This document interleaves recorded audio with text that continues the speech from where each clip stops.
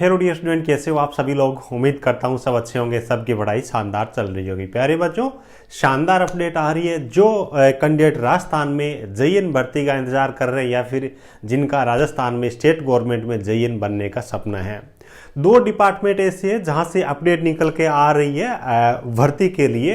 कौन कौन से डिपार्टमेंट है, कितनी कितनी वैकेंसी यहाँ पे होने वाली है और कब तक इन भर्तियों का नोटिफिकेशन आ सकता है, इन चीज़ों के बारे में डिटेल में बात करने वाले हैं। मेरा ये वीडियो अभी से बनाने का मेन मकसद है आप अपनी तैयारी है उसको बहुत अच्छी तरीके से अभी से स्टार्ट कर सको, है ना। जिन बच्चों ने पीछे जेईएन वाला एग्जाम दिया है ना, और जिन्होंने लास्ट के 1-2 महीने में या फिर 2-3 महीनों में तैयारी स्टार्ट की थी, उन बच्चों को अच्छी तरीके से पता हो गया होगा भी टाइम से तैयारी स्टार्ट करने का फायदा क्या होता है और अपन लेट जब तैयारी स्टार्ट करते हैं तो उसका नुकसान क्या होता है। तो एक एक चीज़ के बारे में डिटेल में अपन बात करने वाले हैं, सो वीडियो को लास्ट तक जरूर देखिएगा। और राजस्थान ही नहीं, सभी प्रकार की सरकारी तकनीकी भर्तियों के बारे में समय पर जानकारी और उनके नोटिफिकेशन प्राप्त करने के लिए आप हमारा टेलीग्राम चैनल ज्वाइन कर सकते हो। इस वीडियो को डिस्क्रिप्शन में आपको लिंक मिल जाएगी। बाकी बेहतर तैयारी करने के लिए आप हमारा मोबाइल एप्लीकेशन टेक्निकल जॉब ज्ञान भी डाउनलोड कर सकते हो। गूगल प्ले स्टोर पर ये ऐप मिल जाएगा। इस वीडियो को डिस्क्रिप्शन में भी आपको लिंक मिल जाएगी, जहां पे सभी प्रकार की test series, handwritten notes, courses ETC आपको मिल जाएंगे। ठीक है, चलिए बात कर लेते हैं। ये जो दो डिपार्टमेंट जिनके बारे में बात कर रहा हूं, उनमें से सबसे पहला जो डिपार्टमेंट है वो है अपना JDA। कौन सा डिपार्टमेंट है? JDA, जो कि जयपुर विकास प्राधिकरण के नाम से इसको जाना जाता है। इसकी खास बात यह कि 40 सालों से ज़्यादा इसकी स्थापना हुए, इतने वर्ष हो गए हैं, लेकिन अभी तक इसमें कोई भर्ती नहीं करवाई गई है। पहली बार JDA वो भर्ती कर रहा है, बल्क में इसकी वैकेंसी आने वाली है। देखिए, न्यूज़ के बारे में अगर अपन बात करें ना, सारे सोर्सेज जो भी है उनसे मैंने यहाँ पे चीज़ों को कलेक्ट किया है। देखो, सबसे पहले ये अगर अपन न्यूज़ देखें इनके बारे में, राजस्थान कर्मचारी चयन आयोग ने लौटाया प्रस्ताव। 7 मार्च की ये अपडेट है। वैसे JDA के रिक्त पदों पर नवीन कर्मचारियों के चयन प्रस्ताव को लौटाया। राजस्थान कर्मचारी चयन आयोग के अध्यक्ष आलोक राज ने कहा, JDA को अवगत है कि रिक्त पदों पर प्रेषित चयन प्रस्ताव में पद की योग्यता, अनुभव राज्य सरकार में सीधी भर्ती से कार्यरत लोक सेवकों के अनुरूप नहीं है। अतः राज्य सरकार में समान पद कार्यरत लोक सेवकों के अनुरूप योग्यता, अनुभव JDA नियमों में आवश्यक संशोधन कर प्रस्ताव भेजे। अगर अपन बात करें ना, प्रस्ताव में संशोधन को लेकर के 2 से 3 बार इनकी तरफ से प्रस्ताव भेजे जा चुके हैं। ये 7 तारीख की अपडेट है। इसके बाद में भी जो रिक्वायरमेंट थी अपने कर्मचारी चयन बोर्ड को और RPSC को, उसके बाद में इन्होंने फिर से उनको अभ्यर्थी नाम वो अपनी भेज दिया है। और स्टार्टिंग में इनकी तरफ से जो पद भेजे गए, टोटल मिलाकर के 110 पद है वो भेजे गए हैं। संशोधन करने के बाद में अभी इनको मतलब क्या है कि 432 पद ऐसे और हैं जिन पे ये काम कर रहे हैं। इनका मकसद है इन्हीं 110 पदों के साथ में 432 पद है, इनको और जोड़ करके एक साथ वो भर्ती करवा दे। यहाँ पे प्रस्ताव लौटाने की अगर बात करें तो JDA में 40 वर्ष पहले इसकी स्थापना हुई थी, तो उस टाइम के रूल रेगुलेशन है, एज लिमिट की बात करें, एजुकेशन क्वालिफिकेशन की, प्रमोशन की, वो सब चीजें।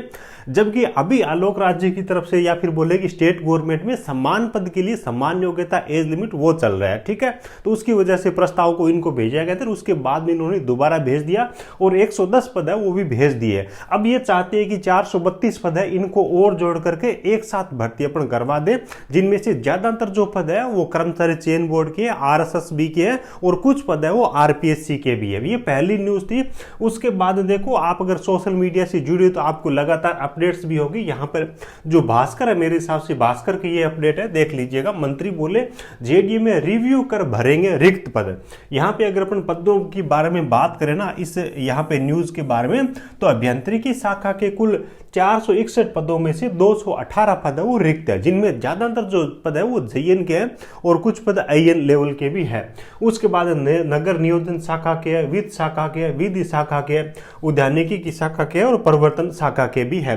जूनियर इंजीनियर, असिस्टेंट इंजीनियर समेत 480 से ज्यादा पदों पर भर्ती का वित्त विभाग को भेजा गया प्रस्ताव।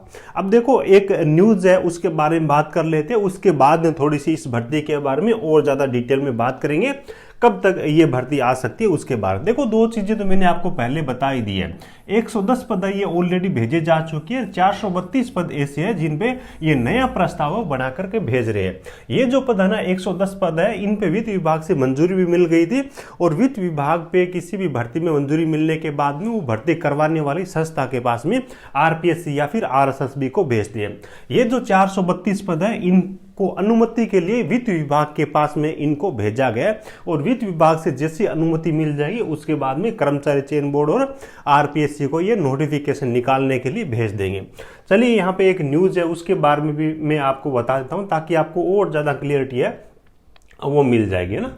देखो, ये न्यूज में भी आया है, 432 और पदों पर सीधी भर्ती करने की तैयारी। हालांकि विभिन्न 110 पदों पर भर्ती के लिए जेडीए की ओर से राज्य लोक सेवा आयोग और अधीनस्थ कर्मचारी बोर्ड को प्रस्ताव पहले ही भेज दिया गया। अब किन और पदों पर भर्ती की कवायद है, ये जानने के लिए फर्स्ट इंडिया न्यूज की खास रिपोर्ट जरा दी।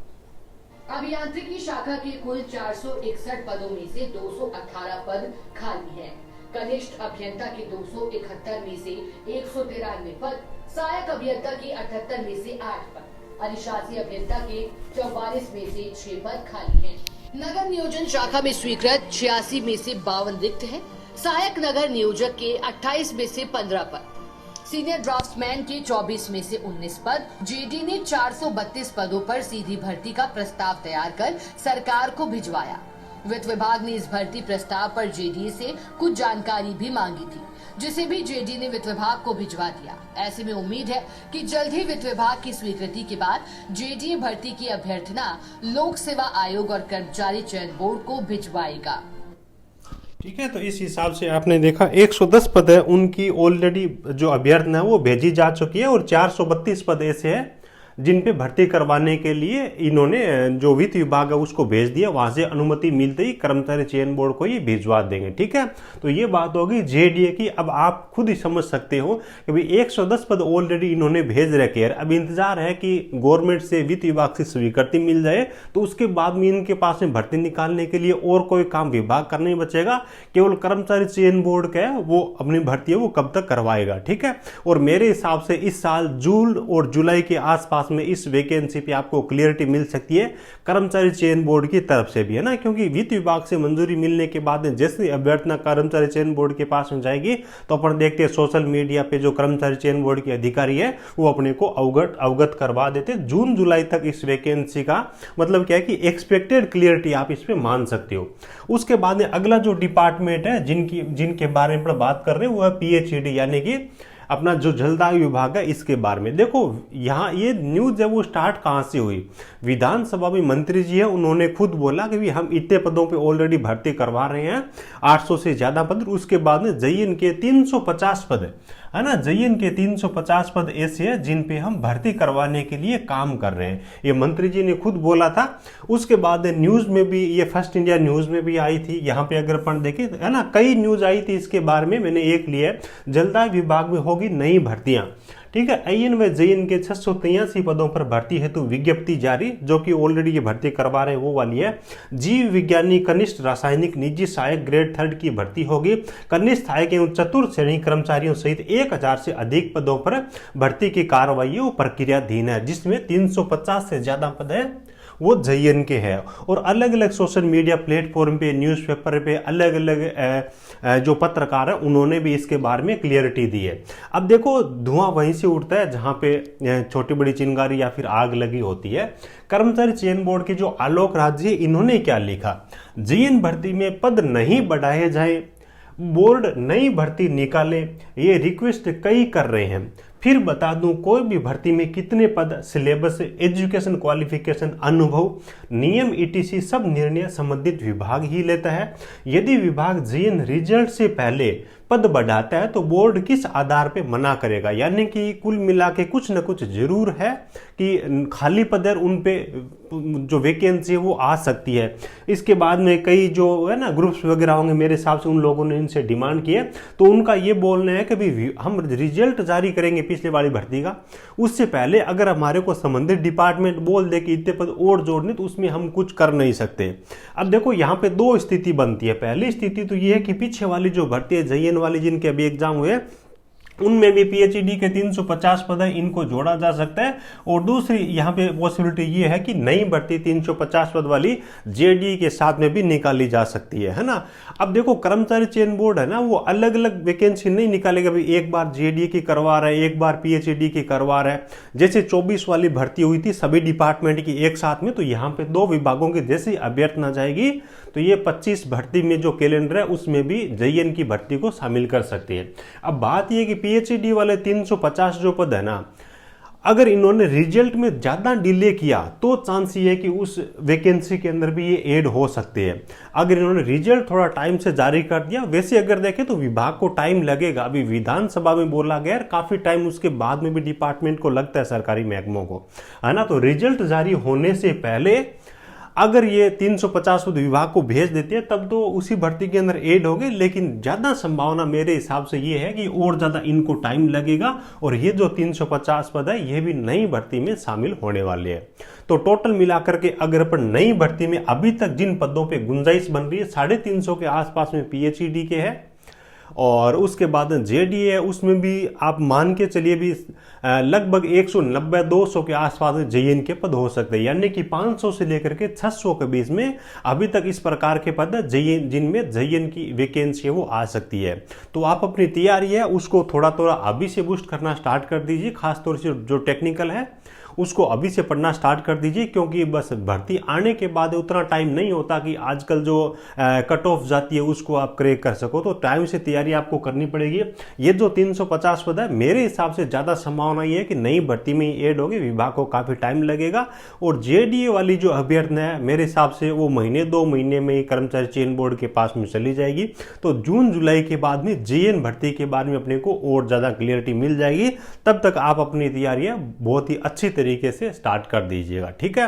पूरे चांसेज है 24 में जिस हिसाब से जेईएन की भर्ती हुई 25 में भी होने वाली है, क्योंकि 2 विभागों की संभावना यहां पे प्रबल है। और भी कई सारे डिपार्टमेंट होंगे जहां से इनको अभ्यर्थना जैसे लेटर भेजेंगे तो शायद मिल जाएगी, खाली पद अब भी पड़े हैं, ठीक है। चलिए वीडियो अच्छा लगा हो प्यारा सा लाइक करना, अपने जरूरतमंद दोस्तों के साथ में शेयर करिएगा ताकि वो अभी से अपनी तैयारी है उसको स्टार्ट कर सके, ठीक है। और चैनल पे जो पहली बार जुड़ी है सब्सक्राइब कर लोगे तो आपको आगे के वीडियोस के नोटिफिकेशन और अपडेट मिल जाएंगे। Thank you, best of luck.